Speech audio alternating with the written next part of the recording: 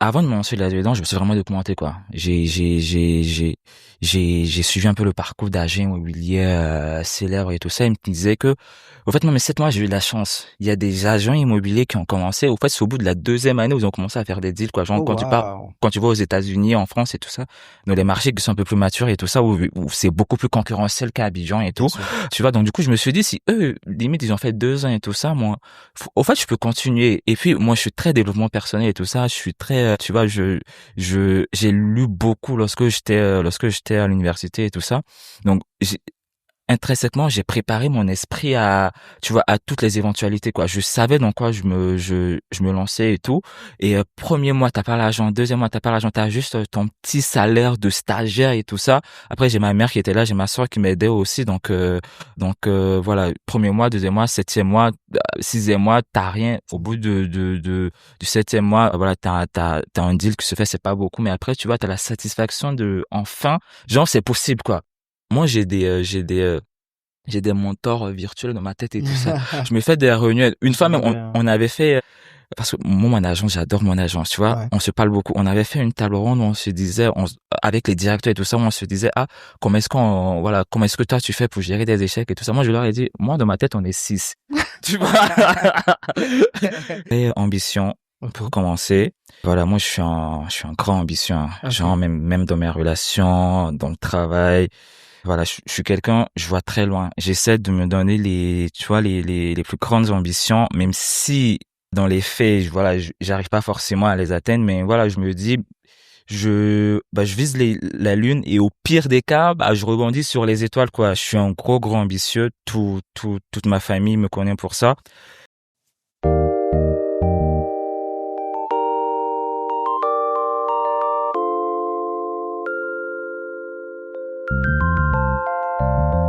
Bienvenue sur Ami Parcours, le podcast. Je m'appelle Yannick et j'ai le plaisir de t'accueillir sur cette plateforme qui a pour but de mettre en lumière et valoriser les parcours de vie. Curieux de nature, ouvert aux rencontres et à l'échange avec mon prochain, j'ai décidé de créer ce programme afin de partager avec toi qui m'écoutes ces conversations enrichissantes, inspirantes et tellement pleines de vie. Un nouvel épisode sera publié un vendredi sur 2. Et pendant les prochaines minutes, mon invité et moi-même allons analyser son parcours personnel, professionnel ou entrepreneurial pour te donner des clés pour réussir, toi aussi, ta vie, quel que soit le domaine. Alors, sans plus tarder, découvrons tout de suite cet échange et surtout, bonne écoute!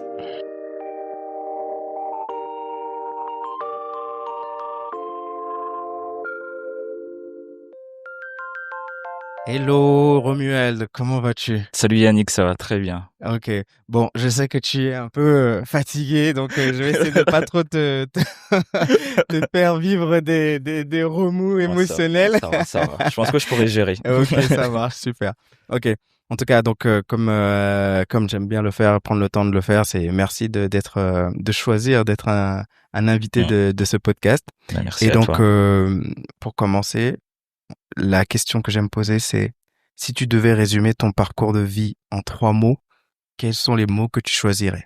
Déjà merci Yannick de m'avoir invité et tout ça. C'est vrai que ça s'est fait très rapidement, mais Ouais. bon, mieux vaut tard que jamais, quoi. Au moins on l'a fait, ça s'est fait. Les 3 mots, je dirais ambition Ok. pour commencer. Voilà, moi je suis un grand ambitieux, hein. Genre Ok. même dans mes relations, dans le travail. Voilà, je suis quelqu'un, je vois très loin. J'essaie de me donner tu vois, les plus grandes ambitions, même si dans les faits, j'arrive pas forcément à les atteindre, mais voilà, je me dis, je vise la lune et au pire des cas, je rebondis sur les étoiles, quoi. Je suis un gros ambitieux. Toute ma famille me connaît pour ça. Deuxième mot, je dirais passion. Voilà, je suis passionné. J'aime la vie, j'aime mes amis. Je suis passionné par mes amis, je suis passionné par mon travail, je suis passionné par la vie, je suis passionné par le voyage. Voilà, je développe vraiment des passions au fur et à mesure que j'évolue, que je grandis et tout ça. Là, je me suis inscrit au tennis il y a pas très longtemps. Je kiffe ça. J'essaie vraiment de développer de nouvelles passions à chaque fois. Je suis passionné par la vie. C'est ce qui me motive, par les nouvelles rencontres et tout ça. Et dernier mot, je dirais têtu. Oh, wow. Okay. Voilà. Ok. Je suis têtu. Franchement, mes amis, ils savent que Romuald, quand il a quelque chose en tête, c'est très compliqué de m'enlever ça de la tête, quoi. Là, ça fait, au fait, pour t'expliquer un peu, ça fait 2 ans que je rêve de venir au Rwanda, quoi. Et mes amis disent, ah, là, tu me parles du Rwanda. Pourquoi? Et t'as pas 2 destinations en tête? Je leur ai dit, ah, guys, c'est le Rwanda. Si je fais pas le Rwanda, je vais pas me sentir, tu vois, il y a quelque chose qui va pas aller dans ma vie. Donc, je suis le gros têtu, quoi. Après, voilà, je suis taureau. Donc, ça s'explique un peu, quoi, ouais. Moi, Voilà. tu dis quoi? 27 avril. Ok, moi, 27 avril. moi, je suis de mai. Donc, Voilà, donc, ok. voilà. En taureau, on se connaît quand on est de gros têtu. Mais après, tu vois, on est des bosseurs, on est des visionnaires, on sait où on va. Donc, voilà, je dirais, ambitieux, passionné et têtu. Ok, génial. Donc, du coup, je vois totalement. Et du coup, où est-ce que tu as grandi? Donc, la question, bon, avant même de dire où est-ce que tu as grandi, excuse-moi, c'est qui es-tu? Alors, donc, Et non pas que fais-tu? voilà. Ok. Qui je suis? Moi, au fait, je suis le gars de Yopougon. C'est pour ça que j'aime le décrire. Voilà, Yop City, je suis le gars de Yopougon, j'ai grandi à Yopougon, j'ai tout fait à Yopougon. Yopougon n'a pas de secret pour moi. Voilà. Pour ceux qui ne savent pas où se trouve Yopougon. C'est en Côte d'Ivoire. Okay. Voilà, Abidjan, Côte d'Ivoire. En fait, quand tu pars à Abidjan, faut faire Yopougon, quoi. Si tu veux bien t'ambiancer, tu vas à Yopougon. Donc, moi, j'ai grandi à Yopougon, précisément Toit-Rouge, c'est un quartier que tout le monde connaît à Yopougon. Comme j'ai dit, je fais toute ma scolarité là-bas jusqu'en terminale. Après, voilà, moi j'ai perdu mon père très jeune. Je crois que j'avais 7 ans quand j'ai perdu mon père. Donc du coup, j'ai été élevé par ma mère et mon frère. J'ai une grande sœur, mais elle vivait pas avec nous dans ce temps-là. Elle vivait avec une tante à nous. Donc voilà, ma mère géniale. Franchement ma mère, c'est mon moteur. C'est elle qui m'a appris à respecter la femme, qui m'a appris à aimer la femme, à voir au-delà de l'apparence physique de la femme, quoi. Moi, pour moi, la femme, je suis un féministe, hein, je le cache pas. Tous mes amis, sont au courant de ça. Je suis un gros féministe et tout ça, et je pense que je tire ça un peu de l'éducation que j'ai reçue de ma mère, quoi. Donc voilà, j'ai grandi à Yopougon Toit-Rouge, j'ai fait toute ma scolarité là-bas, j'ai fait collège Les Phalènes pour ceux qui, si tu passes à Yopougon, Toit-Rouge, voilà, tu verras. Donc scolarité là-bas jusqu'en terminale. Après ça, je suis parti à Cocody, je suis allé vivre avec ma sœur, l'université, 3 années de bachelor. Après, j'ai commencé à travailler tout ça en gestion d'affaires immobilières. Voilà, moi, à la base, je voulais être médecin. Comme tout le monde, je veux dire, voilà, comme tous les enfants, à la base, je voulais être médecin, mais après, en fait, je pense que j'aimais trop l'argent aussi. Je me suis dit, médecine, en fait, ça dure. J'ai plein d'amis qui se sont, voilà, qui ont continué, des gens qui ont fait médecine et tout ça, mais je me suis dit, médecine, ça dure, l'immobilier. Je vois les gens, tu vois, c'est de l'argent, c'est tac. Moi, j'aime trop l'argent aussi. Donc après, je me suis dit, médecine, c'est bien. Après, tu vois, je voulais faire médecine parce que je voulais vraiment aider. Moi, je suis très communautaire aussi. J'adore ma communauté. Je suis un pur produit d'Afrique, quoi. J'ai tout fait si j'ai jamais quitté le continent. Donc, je me suis dit, si je peux pas être médecin pour aider les gens, genre, va chercher l'argent dans l'immobilier. Et puis après, si tu dois ouvrir des hôpitaux et tout ça, tu feras ça, quoi. Donc, voilà, j'ai pas été médecin. Là, je suis dans l'immobilier et tout ça. Franchement, ça se passe très bien. Mais voilà, enfance plutôt cool. Ma mère, franchement, sympa. Mon petit frère, sympa. Le quartier où j'ai grandi, les gens étaient très sympas. Et du coup, tu as combien de frères et sœurs, du coup? J'ai un petit frère et une grande sœur. Un petit frère et une grande sœur. Voilà. Ok. Et donc, donc vous êtes 3 et tu es au milieu, quoi. Exactement, oui, je suis l'enfant du milieu, tu comprends un peu. Ok. On est pareil. On est pareil, t'inquiète, on est pareil. Et du coup, ok, donc tu l'as dit, tes activités, donc c'est que tu es dans l'immobilier. C'est ça. Et je tiens à le préciser aussi parce que la dernière fois tu en as parlé, j'ai trouvé ça vraiment respectable. Tu poursuis tes études encore. Exactement. En cours du soir. Tout à fait. Au fait, là, il y a 2 ans, je me suis dit, là, c'est le moment, quoi. Peut-être, je sais pas, dans 5 ans, peut-être que j'aurai beaucoup plus de responsabilités, peut-être que je serai papa, voilà, tu vois, ça serait un petit peu compliqué, même si, voilà, c'est pas forcément une raison, et je me suis dit, pourquoi pas continuer mes études et tout ça, de la finance. Donc là, je me suis inscrit en master en finance. Là, je suis dans ma 2e année, je suis censé boucler tout ça si tout se passe bien cette année. Donc, matin, 7h, 17h30, je suis au travail, 18h, 22 heures parfois, je poursuis mes cours et puis le soir, voilà, petit livre et je dors. Oh, nice. OK. Donc, pour ceux qui, bon, comme moi, je n'ai pas encore fait Yop City, j'ai pas encore fait Faut venir. Yopougon, vraiment. Non, t'inquiète, je vais venir. Et donc, qu'est-ce que c'est que en tout cas, qu'est-ce que c'est que pour toi de grandir à Yopougon? Comment s'est passée ton enfance? Mm. En plus, tu l'as mentionné tout à l'heure et paix à son âme. Tu as de grandir dans cet environnement-là sans ton père, mais élevé par ta mère. Mm. Qu'est-ce que c'est? Comment tu grandis? Quelles sont les premières choses qui commencent à définir l'homme et, ouais, l'être humain que Que tu je es? suis aujourd'hui. Ouais. Après, faut dire que avant le décès de mon père, tu vois, on était vraiment des enfants. Tu vois, avec mon petit frère, mon père, il nous aimait grave, quoi. Genre, Ok. on était ces petits garçons. Il quittait au travail, il envoyait des choses, il nous faisait faire des activités et tout ça. Mon père, c'est vraiment une personne qui, là, mais j'en parle, j'ai la chair de poule, voilà. Il nous aimait énormément. Ouais. Après son décès, il y a plein de choses qui se sont passées dans la famille et tout ça. Tu vois, quand tu passes d'un certain niveau et voilà, là, t'as plus ton père. Donc, du coup, faut réapprendre à vivre avec de nouvelles habitudes et tout ça. Heureusement, il y avait maman qui était là voilà, maman, elle nous a jamais changé d'école. Voilà, même si c'était dur. On était dans les meilleures écoles de Yopougon et tout ça. On a toujours continué dans les meilleures écoles de Yopougon. Elle a voulu toujours, tu vois, garder, voilà, cette éducation là pour ne pas que ce soit j'ai dit trop brutal un peu la cassure et tout ça, même si on sentait que voilà, il y avait une différence qui était là. Mais après grandir à Yopougon, franchement, je me dis que si j'avais pas grandi à Yopougon, je serais pas vraiment la personne que je suis aujourd'hui. Yopougon, ça m'a vraiment forgé, quoi.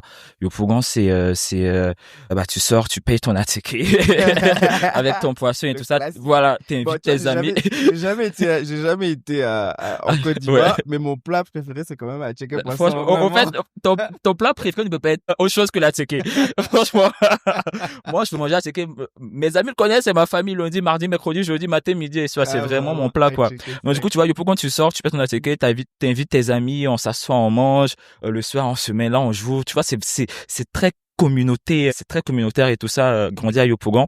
Voilà, j'ai grandi dans un cadre où, après, faut vraiment travailler aussi, quoi. Parce que, tu vois, Yopougon, c'est un quartier, je vais pas dire un quartier précaire, mais tu vois, c'est un quartier un peu Populaire. populaire, exactement. Voilà, c'est un quartier populaire et tout ça, où t'as des tontons qui sont là depuis 40 ans, tu vois, il fait rien de sa vie et du coup, tu te dis, ah, genre, je vais pas finir comme lui, quoi. Donc, du coup, ça te booste aussi à travailler et tout ça, être meilleur et tout. Donc, voilà, Yopougon, franchement, j'ai grandi dans un cadre de vie dans un milieu très, très, très aimant, qui me boostait moi-même. En fait, j'ai tout appris de Yopougon, quoi. L'homme que je suis aujourd'hui, la personne déterminée que je suis aujourd'hui, je pense que ça tire sa source de Yopougon, quoi. D'accord. Yopougon, franchement, c'est vraiment mon identité, quoi. C'est vrai qu'aujourd'hui, je vais pas très souvent là-bas parce que je vais pas dire que c'est loin. Après, nous tous on trouve que Yopougon c'est loin lorsqu'on vient à Cocody maintenant, mais bon, c'est pas vrai. Mais voilà, au fait, j'ai toujours mes amis à Yopougon. Quand je peux, je passe là-bas, on se prend une bière. Et le truc, c'est que Yopougon, ça change pas, quoi. Ouais. Tu parles genre, là, ça faisait, j'ai dit quoi, 5 ans que j'avais pas mis mes pieds à Yopougon et tout ça. Quand tu remets tes pieds à Yopougon, c'est la même vibe, quoi. Au fait, tu te sens toujours, tu vois, voilà. Toujours la maison. Exactement, c'est toujours la maison, quoi. Tu te sens toujours appartenir, au coin, quoi. Et franchement, Yopougon, c'est grave cool. Après, au lycée, tu vois, moi, j'étais bon, je pouvais pas m'asseoir comme ça vous parler, hein. Ok. Pouah, j'étais le gars hyper timide. J'étais vraiment Tu l'es un peu toujours. Hein. Ouais, tu vois. Donc là, je te fais faire un exercice. Ouais, là, Bon. pouah. Mais après, c'est bien. je me dis bien que de voilà, faire. avec le temps, ça a commencé à changer, quoi, parce que Bien sûr. au lycée, j'étais vraiment timide. Après, ça a changé quand je suis passé en classe de 3e, tu vois. Ouais. J'ai Qu'est-ce qui s'est changé, passé? j'ai changé d'école. Je me suis dit, voilà, crée-toi un personnage. Parce que dans ma nouvelle école, on me connaissait pas. Dans mon ancienne école, voilà, on me connaissait comme le gars qui était timide, calme et tout ça. Du coup, je me suis dit, tu vas quelque part où on te connaît pas, bah, tu peux proposer quelque chose. Les gens, voilà, ils vont pas chercher à savoir qui tu étais et tout ça. Donc, du coup, tu vois, j'ai commencé à être le gars choco. Genre, j'ai changé grave mon style vestimentaire et tout ça. J'étais vraiment choco. On m'appelait Serge Beno, je sais pas si tu le connais, Oui, voilà. Serge Beno et tout ça. Ok. J'ai commencé à me faire plein d'amis. C'était genre, limite, j'étais le populaire en fait, c'était tellement différent. Yeah. C'est à partir de là, je me suis dit, bah, Romuald, t'es pas obligé d'être le gars timide et tout ça. Vas-y, sors. Les gens, voilà, ils vont pas te juger, ils vont pas genre, limite, c'est toi mec qui te met dans une case, quoi. Voilà, le truc, c'est que c'est toi qui te mets dans une case et si tu veux en sortir, bah, t'as la possibilité, quoi. Donc, du coup, c'est à partir de là que j'ai commencé vraiment à m'ouvrir, à me faire des amis. Après, à l'université, voilà, à sortir, à rencontrer des gens et tout ça. Et bah, aujourd'hui, tu vois, t'es un peu le gars timide, genre réservé, qui va s'asseoir, qui va analyser, qui va regarder avant de parler et tout ça. Et après, t'as l'autre gars aussi qui est ouvert, qui va Mm. pas se fermer à la discussion, qui Mm. va aller vers les gens et tout ça. Tu vois, t'as un peu le mélange des deux, Ouais, quoi. bien Je pense sûr. que c'est un très bon combo, quoi. Parce que souvent, voilà, c'est bien de rester en retrait, tu regardes un peu, tu observes et tout ça. Et quand tu sens le truc, voilà, tu vas avec les personnes. Comme moi, je suis vraiment très énergique, quoi. Ouais, Quand voilà, faille que je sente l'énergie entre moi et une autre personne, entre bien moi sûr. et un lieu et tout ça pour vraiment y aller, quoi. Et D'accord. C'est super intéressant. Et quel type d'élève tu dirais que tu étais, disons justement dans cette phase-là, jusqu'à, disons déjà pour commencer, jusqu'au collège. Quel type d'élève tu étais? je bossais, mais j'étais pas forcément toujours très concentré, quoi. Ok. Genre, en fait, j'avais toujours de bonnes moyennes, quoi. J'étais parmi les 10 premiers et tout ça. Mais voilà, c'est pas j'ai pas être le gars qui va être assis à l'école devant, suivre les cours et tout ça. J'étais pas ça, quoi. J'étais un peu distrait, mais après quand j'arrivais à la maison, voilà, voilà, je bossais, franchement, j'étais pas mal, quoi. Ouais. Souvent, j'étais premier aussi de classe, mais voilà, j'étais un bon élève. D'accord. Voilà, on va dire que j'étais un bon élève et tout ça. Ok. Ok. Mais c'est franchement chapeau, parce qu'en plus tu dis que il y a toujours cet environnement là où, bah, parce que quand on perd en plus un parent Hum, tôt, ça peut être sur l'aspect psychologique, émotionnel, ouais, c'est fort. ça peut impacter quand même. Bon, en tout cas, félicitations. Et du coup, déjà là, c'est ce que tu me disais, je sais pas est-ce que déjà à cette époque-là, tu rêvais d'être médecin? Oui, au fait, mon rêve pour la médecine, c'était vraiment quand j'étais petit, quoi. Ouais. Genre, je voulais être Ok. médecin. C'était que ça. Jusqu'à en classe de terminale, hein. Ok. Genre, je voulais vraiment faire ça. Ok. Et voilà, après, voilà, comme je t'ai dit, après, je me suis Après, dit, ouais. ouais, vas-y, quoi. Je Ok. crois qu'il y a une autre manière pour aider les gens, quoi. Ok. Donc voilà, Ok. j'ai toujours voulu être médecin. Ok. Ok. Et du coup, une fois que et donc comment ça se passe après? Du coup, tu as dit que tu as changé d'école en troisième, après la troisième. C'est ça. Et comment ça se passe là? Est-ce que c'est toujours un très bon élève ou ça commence à changer? Parce que quand tu dis que tu changes aussi de personnalité, Ouais. comment ça s'est passé? J'étais toujours un bon élève. Ok. Voilà, j'étais toujours un bon élève, mais voilà, avec un nouveau style vestimentaire. Mais franchement, j'étais toujours un bon élève. J'essayais d'avoir toujours des bonnes notes et tout ça. Parce que, au fait, le truc, c'est que fallait que j'avais ma vision. Je Ouais. sais où je partais, même si fallait que je crée un personnage et tout ça. Je sais où je partais.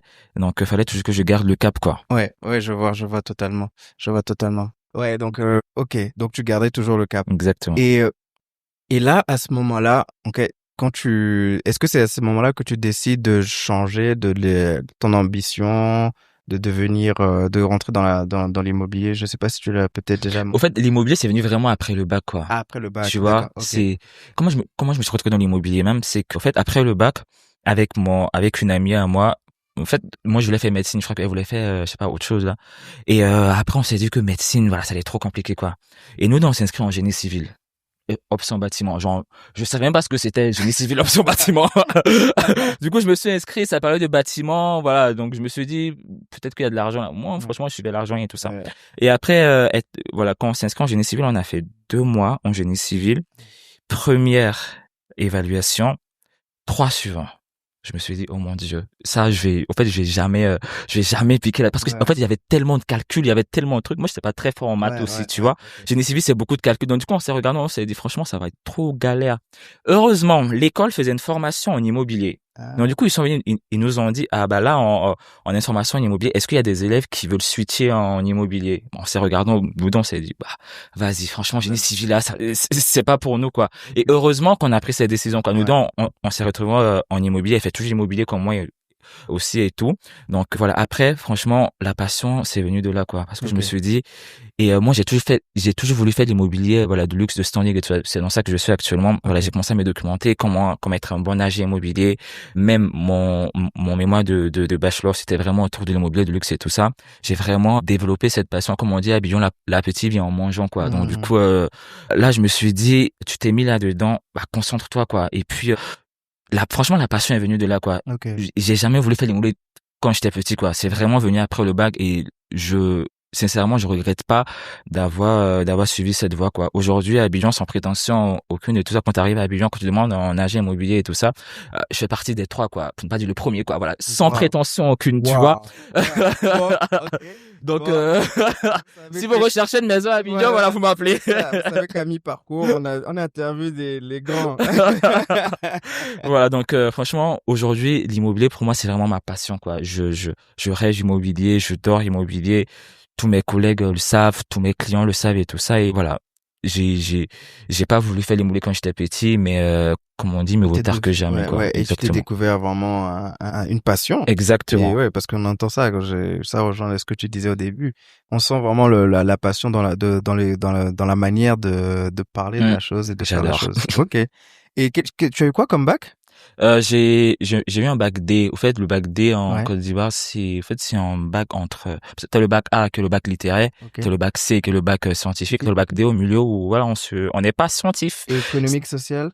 Non, en fait, c'est un bac un peu scientifique. Ouais. Un peu scientifique, mais pas beaucoup, quoi. Tu vois, voilà. Donc, j'ai eu un bac D. Je pense que ça doit être l'équivalent parce qu'en France, on a, qui est le ES, parce qu'on a, scientifique, littéraire. Bac, parce qu'on appelle bac S. Ok. On va chercher, avec les réformes. Bon, je crois que ça a encore été réformé récemment, mais en tout cas, à mon époque, t'as le bac L. Ok. T'as le bac S, donc scientifique L, littéraire. ES, économique, social, donc comme tu disais, je pense que c'est ça, voilà. Je pense que c'est ça. Tout à fait. Et après, t'as le bac, en tout cas, à mon époque, t'avais le STT, qui était le bac technologique. Ok. T'as le bac technologique. Bon, c'est ce que j'ai eu, moi, d'ailleurs. Ok. Donc, moi, voilà, bac D. Un peu de scientifique, un peu littéraire. Ok. Donc, on va parler de tes activités. Qu'est-ce que c'est aujourd'hui, tu vois, pour toi? Ça fait déjà combien de temps tu as rejoint l'organisation avec laquelle tu travailles, déjà? Là, ça fait 3 ans. Là, je suis à ma deuxième agence. Là, ça fait 3 ans que je suis avec cette agence-là, mais ça fait 5 ans que je suis dans le domaine, quoi. Ok, d'accord. Ok. Et quelles sont les choses que tu as vraiment le plus appris depuis que tu as commencé? En fait, avec l'immobilier, la chose qui m'a vraiment marqué, c'est vraiment le rapport avec les autres. Comme je te disais, j'étais quelqu'un qui était très timide quand j'étais enfant, mais en immobilier, tu peux pas être timide, quoi. Parce que voilà, tu dois aller prospecter, tu dois aller parler avec des clients, tu dois les convaincre et tout ça. Donc franchement, moi aujourd'hui, mes clients, c'est vraiment mon moteur, quoi. Moi, un client qui me laisse un message pour me dire, ah, merci Romuald, vous avez changé ma vie à Abidjan et celle de mes enfants et tout ça. Moi, c'est vraiment la satisfaction, voilà, qui m'intéresse à la fin de la journée, quoi. Donc franchement, ce que j'ai appris de l'immobilier, c'est vraiment mon rapport avec les autres. L'immobilier aussi, c'est beaucoup de résilience. Parce que souvent, tu vois, tu peux être là, tu fais des deals, t'as beaucoup d'argent, et les 2 ou 3 mois après, y a rien, quoi. Tu vois, y a plus rien. L'immobilier, c'est vraiment là, après, tu vois, c'est vraiment des montagnes russes, quoi. Donc, du coup, faut vraiment aimer ça pour te dire quand l'argent rentre pas, je vais toujours travailler, je vais toujours donner le meilleur de moi-même pour me préparer à quand l'argent sera de retour, quoi. Donc c'est vraiment les montagnes russes. Donc du coup, j'ai vraiment appris à me canaliser. Au départ, c'était pas dur. Au départ, c'était très dur, tu vois, quand tu commences le domaine, les 2 premiers mois t'as rien, les 3 premiers mois t'as rien, les 4 premiers mois. Moi j'ai fait mon premier deal, je crois qu'au bout du 7e mois, quoi. Tu vois, là tu marches dans Abidjan, tu prospectes, tu fais cela. Mais aujourd'hui, je pense que c'est tout ça qui m'a... Aujourd'hui, je marche plus. Déjà, aujourd'hui, je marche plus. L'humilité, voilà, aujourd'hui, je marche plus. Là, tu vois, je me dis, si j'avais pas marché... Ouais. Si j'avais pas fait ces kilomètres à la marche, moi, j'avais une paire de souliers que ma mère m'avait offert et tout ça. La paire de souliers, tu vois, quand tu regardais le talon, là, en fait, c'était un peu tellement que je marchais avec ça. Tu vois, et j'ai toujours la paire même chez moi, tu vois, je me suis dit, je vais montrer à mes enfants quand ils vont commencer à me casser les couilles, quoi. Ah non, marchait, genre les 10 kilomètres et tout ça. Donc, voilà. On l'a gagné, hein. Donc, voilà. Donc, du coup, l'immobilier, franchement, c'est résilient,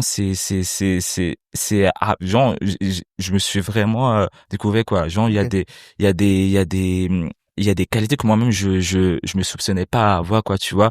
Comme qualité, par Ou exemple? par exemple, la négociation. Ah, Moi, aujourd'hui, j'appelle un propriétaire, tu vois, et nous, on est dans le luxe. ouais. Tu vois, et le luxe, c'est pas des petits propriétaires, quoi. Tu vois, c'est des industriels, ils ont tu vois, le gars, mais tu te dis, ah, le gars, il vient en classe G, en Ouais. truc, et du coup, tu l'appelles, voilà, tu négocies avec lui, tu le tutoies, tu vois, les choses que, voilà, tu pouvais pas Ouais, imaginer ouais, ça, quoi. Moi, j'ai des clients qui m'invitent chez eux, au fait, je prends une bière avec des clients et tout ça, des gars où tu te dis, dans la rue, même, tu peux même pas les bah, approcher et bien tout ça. sûr, Du bien coup, sûr. tu vois, au fait, l'immobilier, c'est pour ça que j'adore ce métier-là. Au fait, ça m'a fait rencontrer tellement de personnes aujourd'hui.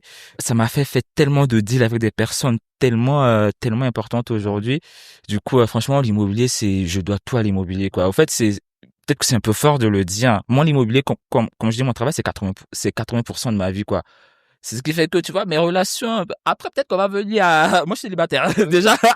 Du coup, c'est un peu compliqué, les relations et tout Ouais, ça. Donc, ouais. parce que le truc, c'est que, comme je t'ai dit, 7h, 18h, 18h, 22h, quel moment pour les sommes, mais ça, tu vois, Ouais. du coup, les gens, ils comprennent pas, mais je me dis que c'est vraiment là où je suis en train de construire ma carrière, je suis en train de me construire moi, comment on dit, le PA, ça finit pas, les filles, ça finit pas, voilà, il y en aura des plus belles et tout ça. Bien Donc sûr. voilà, c'est vraiment le moment pour moi de me concentrer et tout ça. Voilà. Ok. Ah, mais c'est très intéressant, ça. Très, très intéressant. Et donc, du coup, tu as dit que tu as appris la négociation. Et comment on fait pour continuer à marcher? Que tu avais en tête pour continuer à travailler pendant 7 mois et le sous le tombe? Comment tu arrives à faire ça? Le truc, c'est qu'au fait, avant de me lancer là-dedans, je me suis vraiment documenté, quoi. J'ai suivi un peu le parcours d'agent immobilier, célèbre et tout ça. Il me disait que, au fait, non, mais 7 mois, j'ai eu de la chance. Il y a des agents immobiliers qui ont commencé, au fait, c'est au bout de la deuxième année où ils ont commencé à faire des deals, quoi. Genre, Oh, waouh! quand tu vas aux États-Unis, en France et tout ça, dans les marchés qui sont un peu plus matures et tout ça, où c'est beaucoup plus concurrentiel qu'à Abidjan et Bien tout. sûr. Tu vois, donc du coup, je me suis dit, si eux, limite, ils ont fait 2 ans et tout ça, moi, au fait, je peux continuer. Et puis, moi, je suis très développement personnel et tout ça. Je suis très, tu vois, j'ai lu beaucoup lorsque j'étais à l'université et tout ça. Donc, intrinsèquement, j'ai préparé mon esprit à, tu vois, à toutes les éventualités, quoi. Je savais dans quoi je me lançais et tout. Et premier mois, t'as pas l'argent. Deuxième mois, t'as pas l'argent. T'as juste ton petit salaire de stagiaire et tout ça. Après, j'ai ma mère qui était là, j'ai ma soeur qui m'aidait aussi. Voilà. Premier mois, deuxième mois, septième mois, sixième mois, t'as rien. Au bout du septième mois, voilà, t'as un deal qui se fait, c'est pas beaucoup. Mais après, tu vois, t'as la satisfaction de, enfin, genre, c'est possible, quoi. Bien sûr. Tu vois, c'est possible. Et tu vois, en immobilier, comme on dit, c'est un deal qui ouvre toutes les portes, quoi. Je te jure qu'à partir de ce deal-là, chaque mois, j'ai commencé à faire des deals, j'ai commencé à faire des deals et tout ça. Après, il y a certainement eu des périodes où, parce que notre secteur, c'est vraiment, cyclique, quoi. Genre, tu vois, ça monte, ça descend, ça monte, ça descend et tout ça. Voilà, tu te dis, c'est pas facile. Il y a d'autres personnes qui sont passées par là. Aujourd'hui, tu vois où elles sont arrivées. C'est limite, c'est le chemin, quoi. Au fait, il y a pas de, si j'avais fait mon premier deal au bout de 1 mois, tu vois, ça allait pète pareil, quoi. La sensation n'allait pas être pareil, quoi. Donc, du coup, franchement, je me suis dit, vas-y, c'est le chemin que tu dois suivre. C'est limite la norme, quoi. Donc, j'ai vraiment préparé mon esprit à ça, quoi. Et voilà. Ok. Et quel est je dirais peut-être le, le plus gros échec ou oui, le plus gros échec ou le plus gros, déjà, la première question c'est quel est le plus gros deal que tu as loupé qui te reste en travers de la Ça gorge? me fait mal, hein. Ah Ça ouais, me fait parlons-en, trop, ouais, parlons-en. ça me fait trop mal. Parlons-en. Et au fait, le truc, c'est qu'on était vraiment avancé, quoi. C'était une organisation qui voulait prendre un immeuble entier. Tu vois, un immeuble, je crois qu'il y avait quoi? Je crois qu'il y avait 17 appartements et tout ça. Donc, du coup, Wow. franchement, Un c'était gros un projet, quoi. gros deal, quoi. Les gars, je les ai suivis pendant près de 3 mois. Limite même, j'avais pris mes vacances, mais voilà, je bossais tout parce que je voulais vraiment pas que le deal capote et tout ça. Et voilà, j'ai suivi le truc pendant près de 3 mois, visite sur visite. Ils me demandaient des plans, j'envoyais des rendez-vous. Genre, le gars il peut t'appeler aujourd'hui à 8h pour dire, ah, viens de mon bureau à 10h parce que je veux réévaluer des trucs et tout ça. Tu pars, tu vois, tu cours, tu fais ce, tu fais cela. On a tout fait. Moi, en tout cas, j'ai tout fait comme il Mhm. fallait. Mhm. Même en termes de négociation, on a négocié avec le propriétaire. Et là, je pars en vacances au Ghana. C'était l'année dernière, hein. Ok. Il y a du coup, je laisse les consignes à mon directeur commercial et tout ça parce qu'au fait, l'immobilier, c'était client, quoi. Ton Ok. directeur, limite, même, il connaît juste quelques petites informations, mais il maîtrise pas forcément tout le dossier, quoi. Bien sûr. Donc, du coup, je laisse quelques informations à mon responsable au cas où, tu vois, il y ait du mouvement quand je suis pas là, quoi. Parce que, au fait, c'était bien avancé, quoi. Donc, il me dit, OK, il y a pas de problème, je gère. Faut préciser que moi, j'aime pas confier mes clients à À quelqu'un, quelqu'un, ben oui. même Non, si mais c'est je mon peux comprendre. responsable et tout Bien ça. En fait, sûr, bien mais sûr. quand je viens en vacances, je préfère tout boucler avant de partir. Et puis, voilà, je préfère même pas, je préfère ne même pas prendre de deal pour ne pas que j'ai à confier à une collègue et tout ça, parce que au fait, je traite mes clients de façon particulière, quoi. Bien Et sûr. peut-être que mes clients, mes collègues n'auront pas forcément cette manière de traiter et tout ça. Donc, du coup, je lui dis, vas-y, traite le deal, t'as toutes les informations et tout ça. Et moi, je suis au Ghana. Je crois que l'enveloppe, c'était pour, je sais pas, 16 millions ou un truc comme ça, 16 millions ou 17 millions pour la location et tout ça. Donc, les gars, ils m'appellent, ils me disent, ah, on veut rencontrer le propriétaire parce que oui, c'est bon, on est chaud, on veut prendre le truc et tout ça. Moi, je leur dis, OK, bah, vous connaissez le prix, je reformule les termes du deal et tout ça par mail, je leur envoie et tout. Je dis à mon directeur commercial, voilà, les gars, ils veulent voir le propriétaire, organise le deal et tout ça. Je crois que c'était un mardi ou un truc comme ça. Et voilà, le deal, la réunion se fait le mardi. Moi, je suis au Ghana, je suis en train de kiffer ma vie et tout ça. Et le soir, il y a mon directeur qui m'appelle, il me dit, Romuald, franchement, les gars, là, ce sont des salauds. Wow. Wow. Le truc, c'est, au fait, tout était clair. Et ils sont venus, le propriétaire est là, ils sont là, mon directeur est là. De notre entendement, ils venaient signer le truc. Et là, ils font une proposition, tu vois, c'était à la base, je crois, 16 ou 17 millions. Et là, ils font une proposition, je me rappelle plus, une proposition de 8 millions ou un truc comme c'est là, devant le propriétaire. Ah ouais. Tu vois, donc là, le gars, il s'est énervé. Au fait, moi, à sa place, je me serais énervé, quoi. Bien sûr. Franchement. Et moi, ce que j'ai pas kiffé avec ce client-là, c'est que si tu veux faire ce genre de proposition-là, tu nous vois, genre, voilà, l'agence Ouais, immobilière et l'agent, tout ça, ouais, bien sûr. l'intermédiaire, tu vois, tu nous vois, voilà. Là, au moins, on prépare le terrain, ce genre de truc là, tu vois. Tu nous mets pas sur le fait accompli comme cela et tout ça. Même mon directeur commercial, au fait, il était là, il me dit, Romuald, si t'étais là, franchement, t'allais les gifler, quoi. Parce que t'as suivi le truc pendant près de 3 mois et tout ça. Et du coup, moi, je suis là, il m'appelle, il me dit, ah, putain, en fait, le truc, c'est que je voyais ma commission. Parce que, au fait, quand au bout de 3 mois, Ouais. les gars demandent à rencontrer le propriétaire, normalement, tout est censé bien se passer, quoi, Oui, parce tu que vois? tout a été demandé en amont et tout. Exactement, tout était clair. Donc, du coup, tu prépares ta commission dans ta tête. Mais ça, pour les jeunes agents immobiliers qui se lancent et tout ça, faut jamais faire de projection avec l'argent que t'as jamais reçu. Parce que l'immobilier, c'est tellement bizarre. Waouh. Du coup, je suis là, je me suis dit, merde, franchement, parce que j'avais dit, ah, j'allais acheter ça, j'allais faire ceci, j'allais faire cela, j'allais épargner ça. Et franchement, ça, c'est le deal qui m'a marqué le plus, quoi. Et le truc, c'est qu'au fait, même en termes de réalisation pour moi-même, genre, un agent immobilier qui loue un immeuble entier et tout ça, bah, c'est incroyable. Bien Tu vois, sûr. même pour mes objectifs au sein Ouais, d'agence et bien tout sûr, ça. bien sûr. Limite, au fait, avec ce deal-là, j'avais déjà atteint mes objectifs, genre, transpercer mes Bien sûr. objectifs, quoi. Bien Donc, sûr. du coup, je me suis dit, non, mais putain, franchement, les gars, vous m'avez fait en tout cas. Au jour d'aujourd'hui, là, franchement, s'ils m'appellent, je vais gérer leurs demandes, mais tu vois, je vais pas gérer avec Là. le même sérieux que la première fois parce que je me dis que c'était vraiment pas sérieux de leur part, quoi. Et voilà, c'était vraiment le plus gros échec jusqu'à présent. Je suis sûr il y aura d'autres échecs, hein, qui seront Ouais. encore plus gros, mais là, c'était vraiment le plus gros. Et comment tu as géré, tu t'es remis en question par rapport à ça? Qu'est-ce que tu penses que tu as bien Mhm. fait et qu'est-ce que tu penses que tu aurais pu mieux faire et tout ça, selon toi? Sincèrement, franchement, en termes de démarche et tout ça, je pense que, au fait, on avait tout calé. Franchement, tout Mhm. était nickel. Je te jure que si je te montre le dossier aujourd'hui, il y avait pas de faille. C'est juste les gars qui ont voulu nous faire je sais pas, un freestyle ou un truc comme ça. Au fait, Mhm.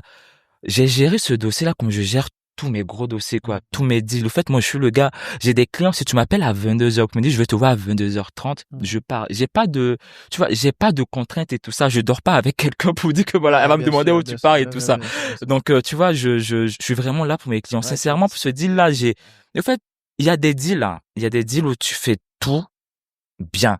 Et puis, ça capote, tu vois. D'accord.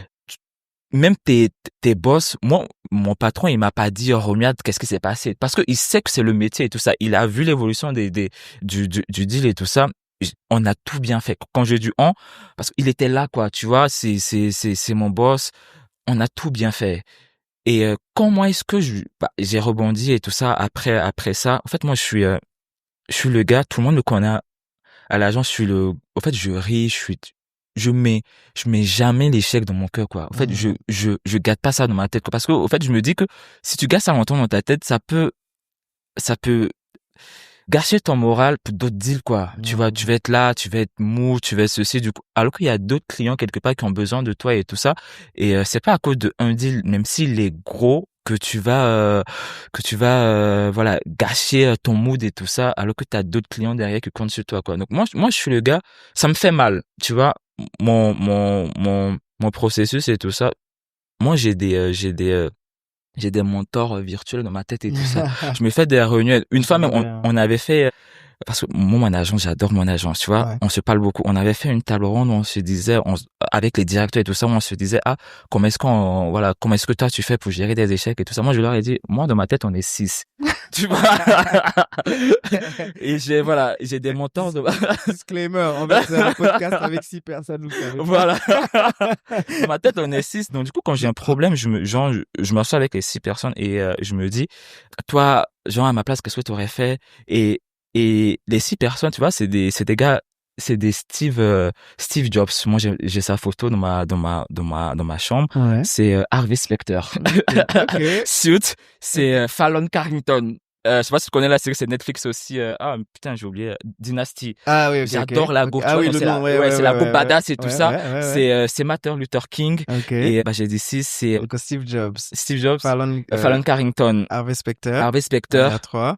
Martin Luther King. Ah oui, Martin Luther King. Donc on est à 4. Il y a Albert. Lui, son nom, j'arrive jamais à prononcer. Albert Einstein, quoi, là, Einstein? le scientifique, là. Ok, Einstein. Ok. Voilà. Et puis, il y a Mandela. Voilà. Oh, wow. Et du coup, j'ai pas des petits gens. Ouais. Putain. J'ai ces 6 personnes là dans ma chambre, tu vois. Okay. Moi, ma chambre, c'est, quand tu rentres dans ma chambre, tu vois, t'as plein de, en fait, ma chambre, c'est un vision board. Okay. Voilà. Nice. T'as le drapeau du Rwanda, que j'avais mis dans ma chambre il y a 3 ans, tu vois, je me suis dit, j'allais pas.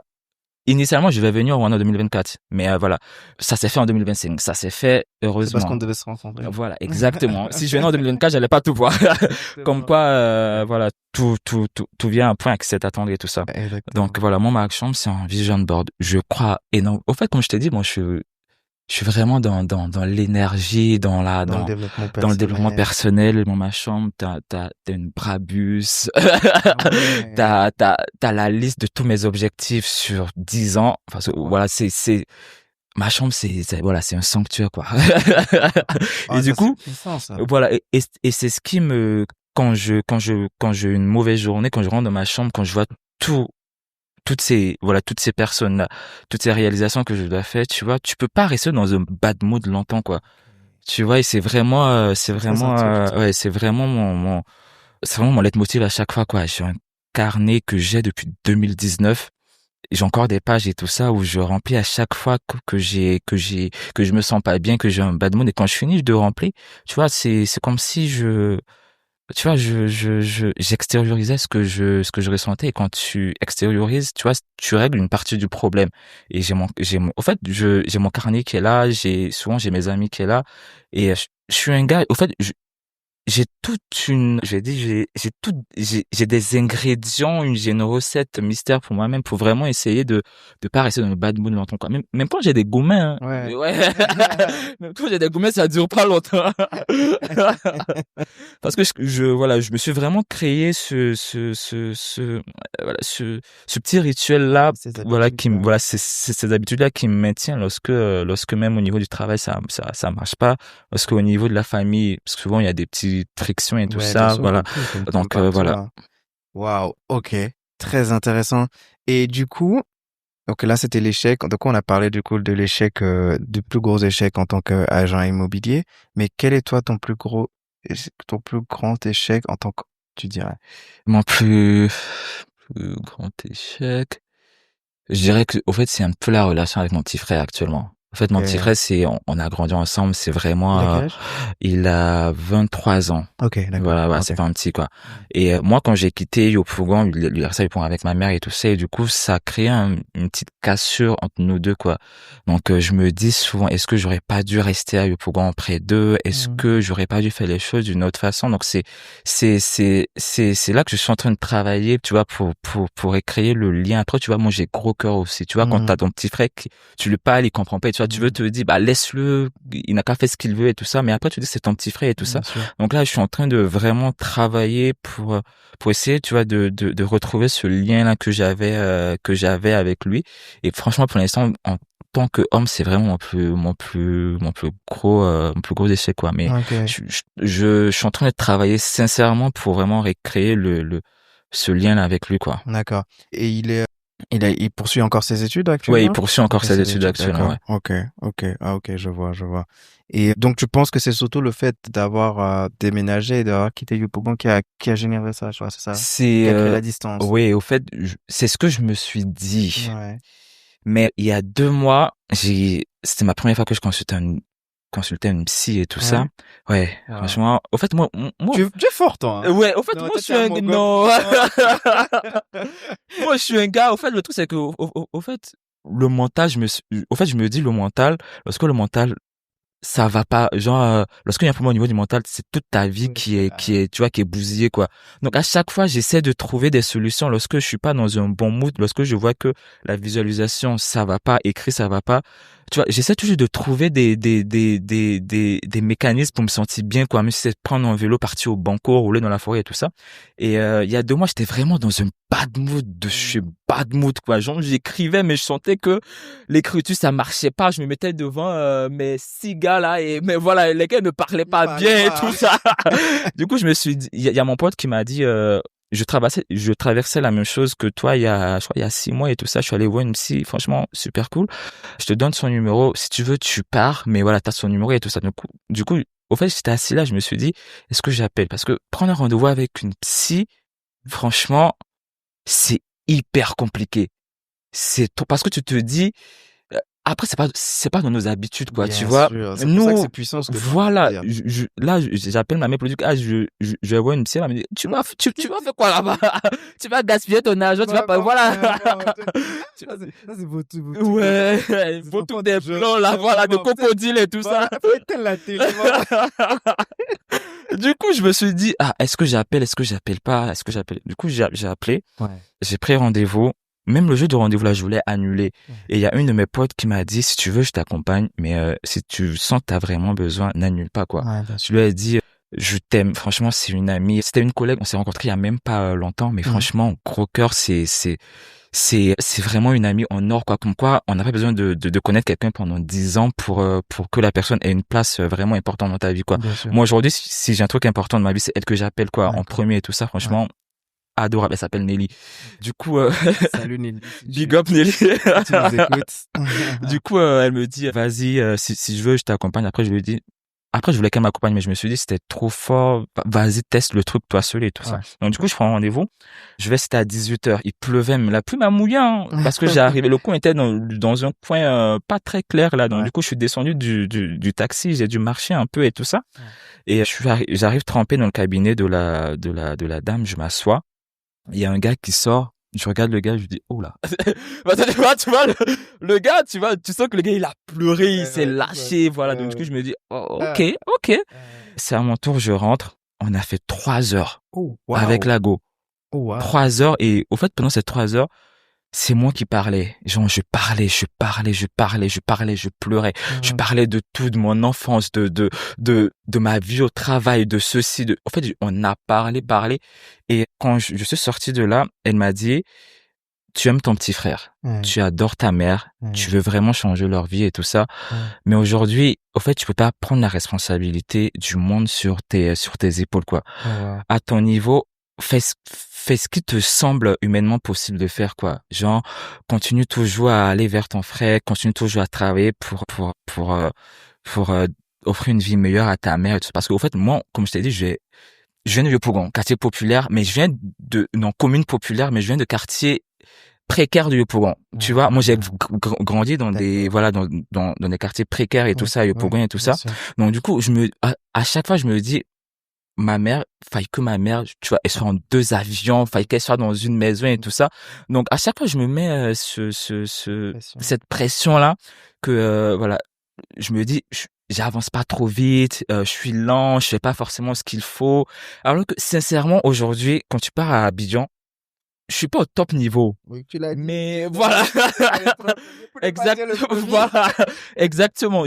Voilà. J'ai mon argent, voilà, je peux me permettre des voyages, de faire des restaurants, je fais du tennis. Ouais. Le tennis, on sait que voilà, j'adore, franchement, le tennis, c'est, quand tu vis sur voilà, exactement. C'est un sport que je voulais faire depuis très petit. Moi, depuis très petit, là, j'ai des rêves comme je t'ai dit, je suis très ambitieux. Tennis, je me suis dit, franchement, c'est un sport qui me plaît, quoi. Je me suis inscrit au tennis l'année, c'était mon cadeau de Noël, quoi. Okay. Je me suis inscrit, j'ai fait 1 an, un an, c'est 350 000 francs, juste pour appartenir au club. Et après, je paye, l'ensemble, c'était 200 000 francs ou un truc ça. Et à chaque séance, je paye 10 000 francs au coach et tout ça, le transport. Donc, du coup, c'est vraiment un truc, tu vois, c'est vraiment un budget. Mais je me dis, au fait, il y a mon psy qui m'a dit, si tu peux te faire ce genre de cadeau là de temps en temps, fais-le. C'est vrai que c'est de l'argent que tu sors, mais c'est quelque chose qui te fait prendre conscience que tu travailles et que, genre, tu matérialises un peu les efforts que tu fais, quoi. Donc, du coup, j'hésite pas à me faire des cadeaux, j'hésite pas, quand je fais un deal, par exemple, à me réserver une table, moi seul, hein, dans un restaurant quelque part là-bas, je mange bien, je me lève, j'hésite pas à m'offrir des montres et tout ça. Je suis un grand fan de montres aussi. Ah, ouais. D'ailleurs, tu m'as dit avec aujourd'hui que je Merci. reconnais. Merci Non, beaucoup. on va s'entendre. Je suis un grand fan de montres et tout ça. Donc là, mon prochain objectif, c'est un petit saut que j'ai vu, un petit saut chronomatique que j'ai vu, là, magnifique et tout ça. Là, c'est pour la fin d'année. Donc ma psy, elle m'a dit, si les gens, ils n'ont pas envie, même si c'est les gens de ta famille, tu vois, toi, tu peux vraiment faire ce que tu peux faire, quoi, dans le possible, quoi. Mais si les gens n'ont pas envie d'évoluer, en fait, tu peux pas les forcer, quoi. Donc, du coup, ça, quand je suis sorti de là, je me suis dit, mon petit frère, je vais faire tout ce que je peux. Mais, c'est à lui de prendre conscience, quoi, de ce qu'il veut de sa vie et tout ça. Et heureusement, c'est en train de changer et tout ça. Donc, du coup, je me dis, c'est peut-être le moment de créer quelque chose, d'essayer de recréer ce lien qu'on a. Parce qu'on était très proches quand on était enfant. Bien sûr. On était très, très proches. J'ai combien d'années de différence? Il y a que 3 ans. Ah ouais. Donc, moi, j'ai 26 ans. Okay. Voilà. Okay. J'ai 26 ans, j'ai commencé à travailler très tôt. Ouais. Donc, voilà, 23 ans, 26 ans, c'est ton petit frère, quoi. Vous êtes censé faire tous les payades d'Abidjan ensemble et tout ça. Et quand tu vois que, il y a cette cassure-là, tu vois, tu te dis, merde, peut-être que j'ai merdé quelque part. Mais ma psy m'a dit que c'est pas moi, quoi. Non, sincèrement. Franchement. Surtout si tu fais des efforts. Exactement. Non, il faut être aussi clément avec soi-même, quoi. Exactement. Waouh. Ok.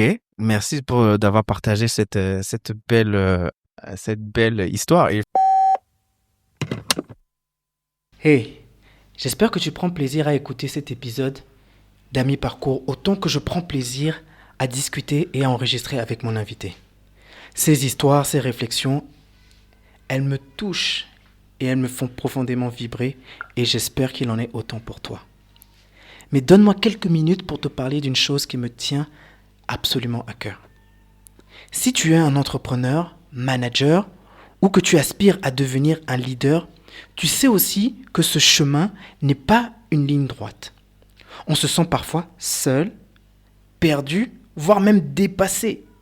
C'est là que j'interviens et que je veux te tendre la main. Comme je te l'ai dit en intro, je suis Yannick. Je suis coach et formateur en leadership. Et mon but, c'est de t'aider et d'aider les personnes comme toi à révéler leur plein potentiel. Ma croyance profonde est que nous avons tous en nous une capacité d'être un leader. Cependant, cette capacité doit se révéler à travers un processus de développement personnel et d'accompagnement. Donc, si tu veux booster ta communication, apprendre à gérer des conflits ou élaborer une vision stratégique pour ton entreprise ou pour ton leadership personnel, Je suis là pour toi. Ensemble, on va créer un programme sur mesure qui te ressemble et qui répond à tes besoins et à tes rêves. Alors si tu sens qu'il est temps de passer à la vitesse supérieure, si tu veux enfin devenir le leader que tu admires, on doit se parler. Tu peux m'écrire directement à l'adresse mail suivante: AMII parcours avec un S @gmail.com, ou sinon tu peux prendre rendez-vous avec moi directement en cliquant sur le lien Calendly disponible en descriptif de cet épisode. Alors n'attends plus. Crois en toi. Investis dans ton leadership et ensemble, atteignons des sommets. Franchement, je suis impressionné par ce que j'entends, parce que moi aussi je fonctionne beaucoup à l'énergie. J'essaie de le faire un peu plus comme le podcast s'appelle Ami Parcours. Parce que je considère que mon invité est à mi-parcours de son parcours. Exactement. Je suis à mi-parcours de ce que je suis en train Exactement. de ce que je suis en train de vivre, mais on se retrouve à mi-parcours. À mi-parcours ensemble. Voilà, donc voilà, on se retrouve à la croisée des chemins. Et c'est impressionnant parce que dans tout ce que tu viens de dire, je me reconnais beaucoup, et c'est ça qui est puissant, parce que quand j'invite mes guests pour le podcast, il y a certaines personnes, je connais leur histoire. Et il y en a d'autres, comme toi. Exactement. Tu vois ce que je veux dire? C'est un feeling, et je fonctionne beaucoup comme ça. Exactement. Moi, l'énergie, je suis très intuitif. Si ça marche pas, franchement, si j'avais pas ressenti ce truc entre nous, franchement, tu aurais refusé, je serais pas venu et tout ça, mais bien sûr. tout de suite, lorsqu'on s'est rencontrés et tout ça, tu vois, on a discuté, c'était tellement fluide, et les énergies, franchement, ça ment pas, quoi. Quand t'as une personne, tu vois que ça matche pas, en fait, tout de suite, ça se ressent, quoi. C'est tellement naturel, et c'est très important aussi. Je tiens vraiment à mettre l'accent dessus. J'aime beaucoup. Déjà, il faut que je dise. J'aime beaucoup ce que tu dis. Déjà, tu dis que tu es féministe. Ça, ouais. Parce que, en fait, j'ai fait l'exercice de demander à l'intelligence artificielle de résumer, d'analyser tous les épisodes que j'ai fait. Là, aujourd'hui, quand on enregistre, j'en ai déjà publié 20. Mais j'en ai enregistré peut-être là, aujourd'hui, qu'on est peut-être avec toi, on est peut-être à 25, 26. Okay. Que je dois publier, tout ça. Et il m'a dit, les sujets phares de ton podcast, c'est le développement personnel, le féminisme. Et j'étais là, le féminisme, donc j'ai dit, donc Yannick, toi aussi tu peux. Non, mais en tout cas, tu vois, et ça, tout ça pour dire que, étant papa d'une petite fille, j'ai grandi avec 2 sœurs, j'ai grandi avec ma mère, avec mon père aussi, mais grandi aussi avec ma mère, et le fait d'avoir grandi dans ce cadre-là, ça a beaucoup défini l'homme que je suis, tu vois, et c'est l'homme que je suis, respecte la femme. Tout à fait. Croit, en fait, et moi, ma définition du féminisme, ça va, une femme m'avait dit, mais waouh, j'aime beaucoup ta définition, je suis vraiment surpris que tu la définis comme ça.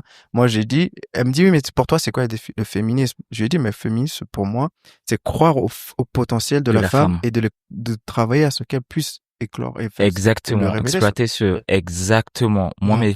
Moi, mes amis femmes aujourd'hui, au fait, je suis le gars genre, je vais te booster, je vais te dire, genre, tu peux tout faire, ne te laisse pas limiter par les hommes et tout ça. Moi, je suis un gros féministe. Je crois que j'ai plus d'amis femmes même que d'amis garçons dans ma liste, quoi.